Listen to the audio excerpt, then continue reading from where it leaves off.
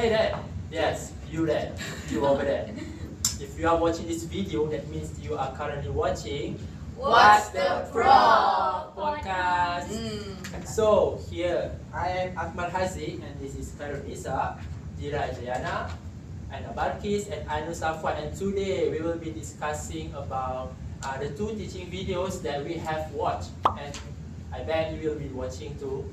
So without further ado, let's start the discussion. So let's go.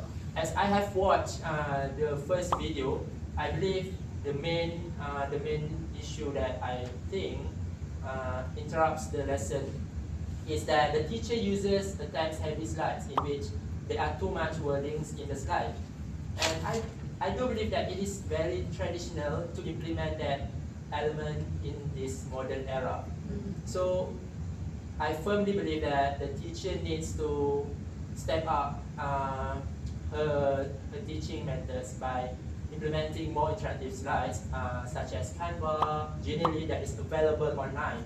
Nowadays, it is very easy to access. Just search canva.com and it will appear. Yes. It's just as simple as ABC. So it is a matter of effort between the teacher to use the slides. So what do you guys think? I completely agree.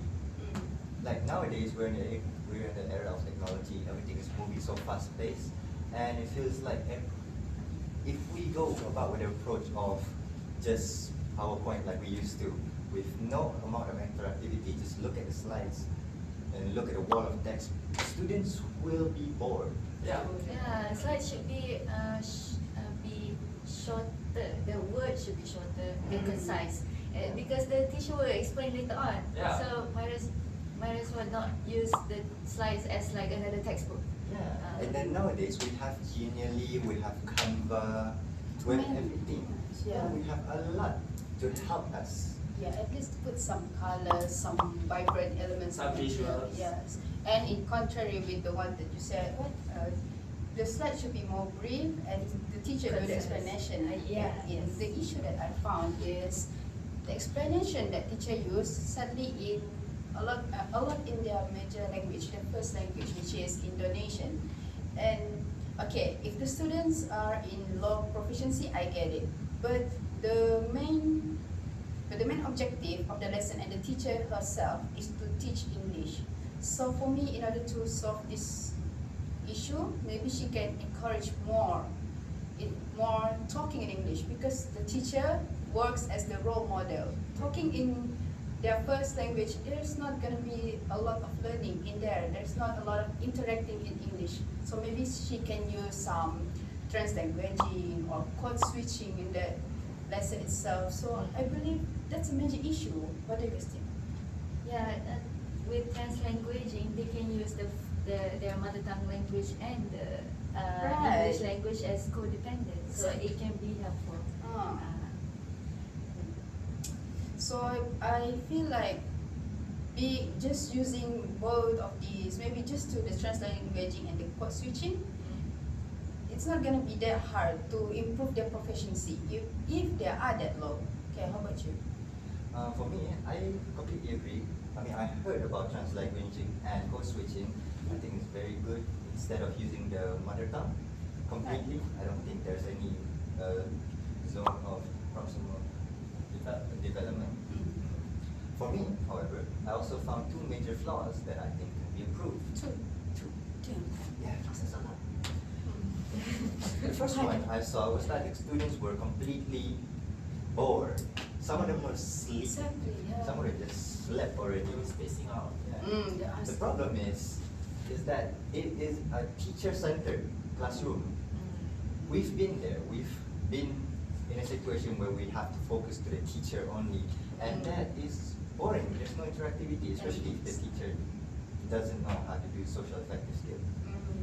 And my solution for that, first, is to make us in groups, make students in groups.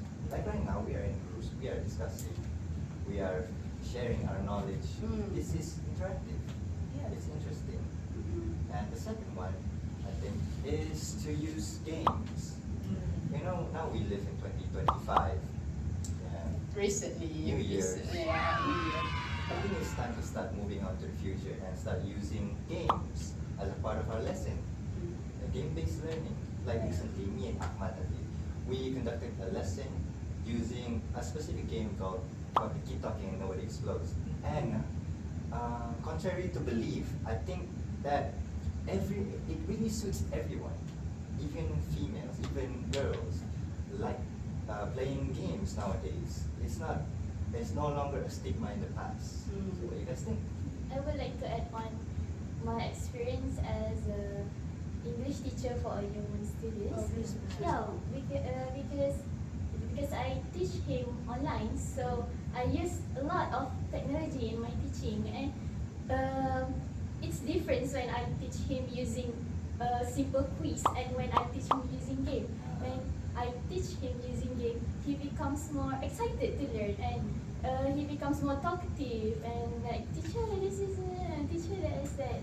Yeah, because technology is the one that captures them most. Yeah, because they are new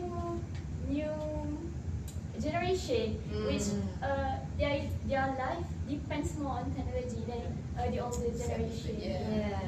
So, but guys, I think that's enough for this video. I think we can move on to the second video. Can we? Yes, Okay, thank you. Go on. Okay, It's yours. okay, for the next video, which is also, and I found an issue in that video, which is the teacher keep on repeating on the same things, which like for example, she's teaching about novel, and she's keep on repeating the same question, like, what is novel? Even though when the students already answered the question, she keeps on repeating the same question, making there's lack of new information, or there's a lack of knowledge in the topic. True. Yeah, the teacher's supposed to include because she's teaching literature, she should have included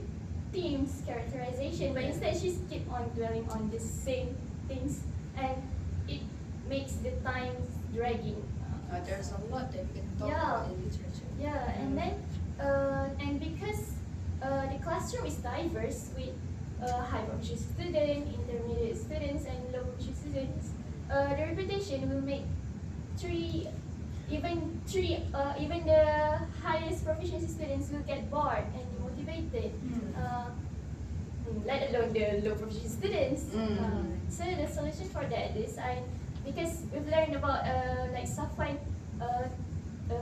mentioned before about ZPE, zone proximal development by Balqis. It's about where the teacher align or like connect the students' prior knowledge with the new knowledge, and then where she makes the students learn new things by connecting with what they have learned. For example, maybe the teacher could teach them about the novel that they are interested in. For example, like for me, myself, I like Harry Potter, so maybe I could teach them about Harry Potter, connect it with the themes, the characterization. What about you guys? What do you think? Yeah, I do believe by connecting the students to the real life situations make them become more engaging in the classroom. I mean, if we were to be the students, we would love to see the teachers relating the lesson with the things that we love, and we'll be more engaging and more interested to the lesson, to the point that we'll be engaging with the teacher, we'll be learning the lesson, and we'll further understand the lesson even better. So yeah, I believe that by relating our lesson to the real life situations will make the teaching becomes more effective. Yeah. True. Because they're emotionally motivated in the class. True. And they will always look forward to what's next. Yeah. Talking about emotionally motivated and also making the class more interesting. I have a point to say about that. Oh, please. Which is the part where I see the issue in the video the whole time is the fact that the whole room feels stagnant. Even the students and the teacher stagnant. There's not much movement. There's not much positive chaos going on. We saw them. It was solemn. It was quite boring. Yeah, it's like looking the same scene the whole for 30 minutes. So, in my opinion, to solve that issue, is the teacher herself need to work on the social affective skills. So, what's the role for the social affective skills is that it will make the teacher in a psychological level make the students more engaged in learning. This is because I can see from the video that the teacher herself rehearsed on what to teach, on what to say. It doesn't feel exciting. She wasn't excited. She doesn't teach from the heart. She really solely depends on the slides. And I see that as robotic, boring. It doesn't feel in an emotional level. So it makes the student bored. I can see from the video that some of the students are talking at the back. And even throughout the activity, the